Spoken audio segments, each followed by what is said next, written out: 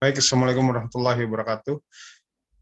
Untuk mata kuliah manajemen rantai pasok untuk hari ini, saya akan menjelaskan tentang peranan teknologi informasi dalam SCM atau bisa disebut dengan manajemen rantai pasok.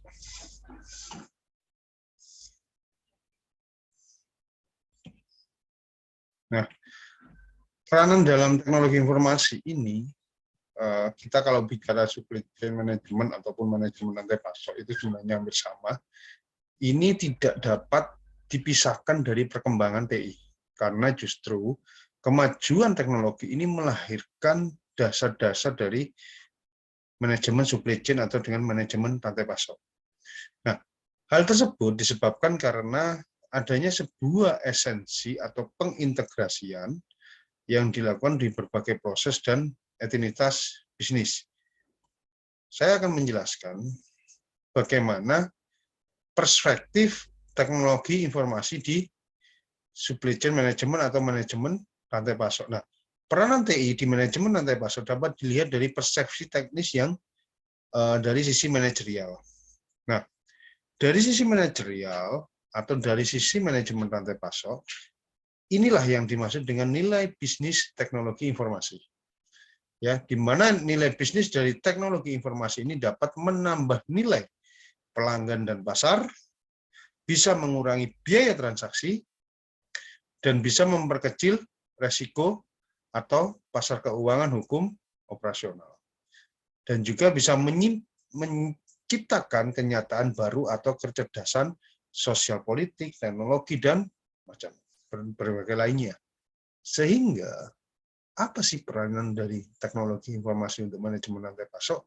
Adalah empat pokok item ini yang bisa peran dari teknologi informasi ini bisa terwujud. Nah, dari peran ini ada namanya persepsi teknis yang disebut dengan sebuah kebebasan, sebuah pengetahuan, sebuah informasi, sebuah data, sebuah fakta. Nah, dari kelima kemampuan atau persepsi teknis, ini kita bisa melakukan untuk apa? Mengumpulkan, mengatur, memilih, menyatukan, dan juga menyebarkan. Nah, kalau kita tahu fungsi ini, sebenarnya fungsi ini adalah bagaimana kita bisa melakukan penciptaan. Nah, penciptaan ini dikarenakan yang faktor untuk kita melihat supply chain management, kita sudah tahu alurnya. Ya, kita sudah alurnya dari mulai hulu ke hilir. Ya, sekarang kita masuk ke sistem penciptaan. Kita sistem pembuatan atau penciptaan pembuatan peranan teknologi informasi, tempatnya seperti itu. Nah, teknologi informasi ini harus menjadi apa ini sasaran untuk setiap kejadian-kejadian tiap hari. Berarti pada saat di sebuah industri kita pesan sebuah produk bahan dari manajemen rantai pasok mulai sampai kita ke hulu, minimal kita tahu ini fakta-fakta dan kejadian-kejadian yang dilakukan sehari-hari. Nah, dalam kita sudah mengetahui fakta, kita bisa memunculkan atau kita bisa memberikan peran, terutama kita nanti di teknologi informasi, itu bagaimana kita bisa membuat sebuah database di situ.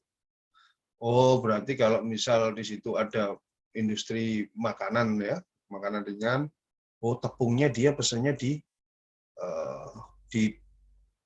distributor A itu. Oh tahu, berarti pesannya, kuantitinya berapa, ya, harganya berapa. Setelah itu kita tahu, kita bisa, oh ini kita nanti saya buatkan programnya. Saya buatkan program alurnya yang mereka kalau pesan tidak butuh buku yang banyak untuk pemesanan, nota, semuanya, dia tinggal klik aja. Itulah fungsi dari teknologi informasi untuk manajemen rantai pasok. Saya ulangi lagi, fungsi peranan dari teknologi informasi itu adalah bagaimana kita tahu alur, sehingga kita menjadikan itu sebuah database. Setelah itu, nah, kita bisa membuatkan program. Sebelum masuk ke program, kalian harus membuat flowchart-nya dulu, sistemnya seperti apa, itu kalian harus paham dulu di situ. Karena teknologi itu, kalau baca di sini, di poin penciptaan, nanti kalian banyak sekali, mulai dari pengolahan data, mulai kalian harus mengubah data mentah, sampai di relevan yang sampai digunakan di stakeholder. Nah, inilah bagaimana kita cara untuk bisa membuat atau kita bisa mengetahui manajemen rantai pasok secara masih sistem belum digital atau belum merupakan sebuah teknologi informasi, kalian sudah akan langsung bisa membuat, oh alurnya seperti ini, oh ini gula pesen di distributor A, misalkan bisa makanan ringan ya, kita lihat, oh gula pesen di A, dia kuantitinya sehari butuh segini untuk memenuhi ini, berarti sehari dalam manajemen rantai pasok, dalam pengadaan, dia paham, oh butuh seperti ini, oke saya buatkan program. Ya. Nah, kalau bicara yang kedua, kalau penciptaan, kita lakukan fungsi penyebaran. Penyebaran itu apa? Setelah kita tahu alurnya, oh kita pesan tadi contohnya tepung di situ. Ya. Setelah kita tahu alurnya, kita langsung berkoordinasi kepada user pengguna, kepada apa? Yang tim pengadaan, tim gudang. Kita bisa langsung membuat sebuah jalur SOP. Kalau pesan di sini minimal jam ini, kita nanti tinggal klik ini, datanya yang harus dilengkapi ini. Nah, ini adalah namanya fungsi penyebaran. Penyebaran adalah bagaimana mereka mengumpulkan atau mampu memberikan entitas-entitas, meletakkan data-data BIS di sebuah media penyimpanan digital. Nah, media ini macam-macam, mulai dari nanti kita bisa menggunakan audio, citra image, gambar, file, download, kita harus upload, ya. Inilah salah satu yang harus kita lakukan dulu. Berarti kita mau membuat sebuah program, kita tahu arahnya dulu. Terutama di manajemen rantai pasok ini, kita tahu alur rantai pasoknya dulu. Lalu lintasnya, manajemen rantainya, supply chain manajemennya kita paham. Setelah paham, kita baru dengan mengerjakan fungsi penciptaan dulu, ya. Kita mengetahui alur dari si A, ini distributor ini kalau makanan ini kalau mau masuk ke bahan ini aja yang dipesan. Seperti kalau kalian mau memasak rawon, kita tahu yang belanja bahan-bahan rawon apa aja, masak soto apa. Nah, itulah yang dimaksud dengan manajemen rantai pasok. Sehingga pada saat kita tahu alur itu, peranan teknologi informasi baru kita masukkan di situ. Nah, ada yang namanya disebut dengan fungsi penyebaran dengan metode selecting. Selecting ini kita melihat berbagai pihak perusahaan ini membutuhkan kemudahan identitas supaya teknologi informasi ini bisa memfasilitasi untuk segera melakukan selecting yang lebih cepat. Oh, berarti kalau kita pesan tepung, ya kita ulangi lagi, kita pesan tepung, kita pilih tepungnya yang bagus yang mana. Oh, ternyata distributor A ini tepungnya kurang bagus, kita cari distributor B lagi. Melakukan selecting. Ya. Sintesis tidak jarang, sintesis ini adalah bagaimana kita bisa nantinya apabila Anda di jalur atau di level manajerial, Anda tinggal melihat, oh sintesis ini saya ACC enggak, saya approve enggak, distributornya layak enggak, dengan mengirimkan kelengkapan database dan terutama di bahannya itu sesuai enggak dengan apa yang disampaikan, apa yang diinformasikan. Nah, ini juga apa? Ini juga harus mulai dilakukan kalau kalian nantinya, insya Allah kalian sudah di jalur manajerial.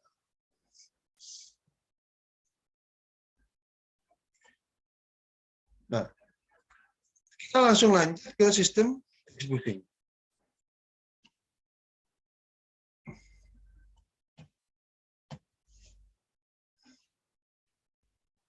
Nah, kalau kita bicara tadi saya sudah jelaskan juga bagaimana kita, misal kita posisi di manajerial, kita tinggal appraisal, kita tinggal monitoring dan mengevaluasi bahannya itu sesuai apa tidak. Itu perspektif manajerial ada namanya minimize risk atau bisa disebut resiko yang kecil. Di setiap bisnis, di setiap alur, di setiap sistem, nantinya sistemnya kita harus, kalau kalian nantinya menjadi manajerial, ini sekalian saya jelaskan bagaimana kalau menjadi seorang manajerial. Kita harus mencari minimize risk, resiko yang paling terkecil dalam membuat sebuah keputusan. Nanti kalian jadi ketua organisasi atau kalian harus sudah mencari bagaimana mencari minimize risk. Minimize risk itu terutama di kerugian, terutama di finansial, terutama di profit, terutama di penerapan dari visi dari perusahaan atau organisasi itu, supaya misi itu bisa berjalan. Yang kedua namanya reduce cost. Nah, reduce cost ini bagaimana menawarkan perbaikan. Itu memberikan efisiensi dan optimalisasi dalam proses bisnis di perusahaan. Proses bisnis di perusahaan itu disebut manajemen rantai pasok juga, karena alurnya dengan menggunakan manajemen rantai pasok. Kita bisa menggunakan eliminasi proses. Apabila kita menggunakan eliminasi proses, ini implementasinya di TI, ini akan mampu menghilangkan eliminasi proses-proses yang dirasa tidak perlu. Misal, wah ini kalau ini kapan kita ngisi harus tambahi KK misal. Itu kan nggak terlalu penting proses itu, malah memperlambat sebuah sistem, itu tidak usah. Nah itu kalian nantinya di level manajerial, kalian harus peka untuk segera mengambil sebuah keputusan. Ini nggak perlu dipakai. Pakai ini aja, datanya sudah lengkap, supaya sistem ini tidak terlalu ribet, satu pintu dengan ya banyak sekali sekarang di pemerintahan membenahi sistem manajemen dengan menggunakan peranan sebuah teknologi informasi. Selanjutnya simplifikasi proses. Bagaimana proses yang panjang berbelit-belit, ya terlalu panjang nanti banyak berbelit-belit, nanti kita jadikan lebih simpel. Ini harus minta tanda tangan di sini, ini harus minta tanda. Prosesnya rumit. Intinya mengajukan form itu sudah di-upload di sistem, ya biasanya itu langsung appraisal itu langsung bersamaan. Maksudnya simply itu memproses suatu sistem itu dengan cepat. Lanjut lagi integrasi proses, bagaimana melakukan proses ini dilakukan lebih cepat lagi. Ya tadi sudah kita bicara simplifikasi itu penyederhanaan. Integrasi ini percepatan sebuah proses. Contoh kalau kita misal sekarang melihat ngisi di Google Form, ya kita ngisi sudah selesai sudah selesai. Proses cepat itu disebut dengan integrasi proses. Nah, kalian nanti jadi manajerial, nanti kalian mengetahui alur dari manajemen rantai pasok, Anda harus segera memberikan keputusan yang sangat cepat. Oh ini seperti ini sistemnya, ini terlalu berbelit, pakai ini sudah sistem biar cepat jalan. Ya, yang terakhir namanya otomasi proses. Otomasi proses itu dari sistem manual, ya kalau orang pesan dulu itu harus mengantar dulu ini sini, nanti prosesnya 3 hari. Kalau di sistem dia sudah upload, sistem itu sudah terbaca. Oh dia sudah ngirim hampir 2-3 hari nih. Nah, nanti dari SDM itu atau dari sistem manajerial sampai dibawain sampai ke SDM staff itu akan tahu ini kok lama nggak diproses, kamu kerja apa begini. Semuanya sebenarnya saya bilang teknologi informasi ini juga bisa menjadi security, bisa menjadi seorang orang produksi, orang semuanya kalau di bidang industri. Teknologi informasi ini sudah mencakup keseluruhan. Karena apa? Dia sudah tahu prosesnya. Nggak mungkin orang buat program nggak tahu prosesnya, ya. Dan selanjutnya menciptakan value. Value ini adalah pemuasan kepada customer. Value itu hasil dari sebuah hasil. Bagaimana kepuasan pelanggan dan menciptakan sebuah loyalitas di customer. Nah, ini salah satu manajemen rantai pasok yang di posisi mana? Posisi hilir, nanti di distributor, setelah dari pabrik proses bahan barang itu sudah jadi, misal makanan ringan itu sudah jadi, tinggal masuk ke value atau dengan disebut customer certification. seperti itu. Kita tidak menjelaskan banyak setelah value verification. Intinya kalau value itu kita sudah masuk ke CRM nantinya, Customer Relationship Management, ya, SCM, Supply Chain Management, terus habis itu CRM, Customer Relationship Management, ERP, Enterprise Resource Planning. Nah, ini pegangan kalian semua nantinya. Pengertian itu kalian harus, SCM harus tahu, CRM harus tahu, ERP harus tahu. Nanti MRP ini adalah penyingkatan atau proses lebih singkat di supply chain management. Kalau kita bicara menggunakan peranan informasi, kita harus mempunyai apa? Ya, pasti internet dan ekstranet. Ya, sinyal, jaringan ini sangat penting. Perangkat itu sangat penting. Perangkat itu merupakan alat penunjang real nyata untuk di teknologi informasi. Internet juga kita bisa menggunakan extranet atau jaringan di luar dari internet. Biasanya kita menggunakan kalau extranet tujuannya apa? Koneksivitas untuk lokal net itu bisa lebih cepat. Nah, kalau bicara gambar ini seperti teknologi informasi dalam SCM atau manajemen rantai pasok. Ini semuanya sistem ini hanya dilakukan dua. Kalau bisa kita bicara nanti di sistem informasi, use case-nya tidak terlalu banyak, di mana dia ada back office dan front office. Nah, dengan teknologi informasi, perusahaan ini bisa melakukan atau sangat cepat praktis untuk menyebarkan sebuah informasi kepada siapa? Kepada secara CRM, pelanggan, dan juga kepada SCM. Ya, kalau saya gambarkan kanan kiri, kalau kita bicara supply chain management itu di sebelah kiri karena itu di hulu. Kalau CRM itu di hilir. Nah, kalau kita melihat di sini kita menggunakan itu electrical atau bisa disebut elektrik atau kita bisa online seperti itu ya, digital. Ini merupakan sisi yang sudah saya jelaskan. Kalau SCM, supply chain management, itu di posisi supply, ya. Kalau yang CRM di sisi demand, yaitu electronic supply chain management atau bisa disebut dengan teknologi informasi atau digital di sistem informasi. Tidak, sebenarnya prinsip dari subchain atau CRM adalah tiga prinsip ini. Bagaimana kita tahu pengganti biaya terbesar atau bisa menurunkan biaya operasional di sebuah perusahaan. Kalau CRM ya, kenapa kita tidak memasang banyak marketing di sana? Ya, CRM itu customer relation management tentang masalah kepuasan pelanggan, loyalitas pelanggan, nanti itu masuk di CRM atau di sisi demand. Saya tidak akan menjelaskan secara detail gamblang karena ini sudah saya ulang-ulangi terus. Intinya, kalau kalian sudah bicara manajemen rantai pasok, kalian harus tahu mana hulu yang mana, hilir yang mana, ya.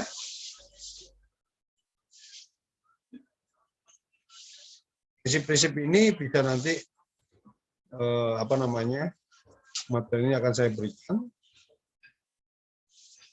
Nah, sekarang untuk tugas manajemen rantai pasok, saya ingin kalian membuat sebuah rangkuman atau membuat PowerPoint dari semua materi itu. Nanti data ini akan saya kirim. Sehingga kalian harus segera membuat Microsoft PowerPoint, ya. Karena itu kita nantinya kita bagi kelompok. Silakan nanti kelompok itu dibagi. Intinya, tolong tugas ini saya harapkan minggu depan sudah bisa terkumpul. Sudah dalam bentuk Demikian mata kuliah manajemen rantai pasok dari saya. Semoga selalu kita diberi kesehatan dan selalu diberikan kesuksesan dunia akhirat. Akhirul salam. Assalamualaikum warahmatullahi wabarakatuh.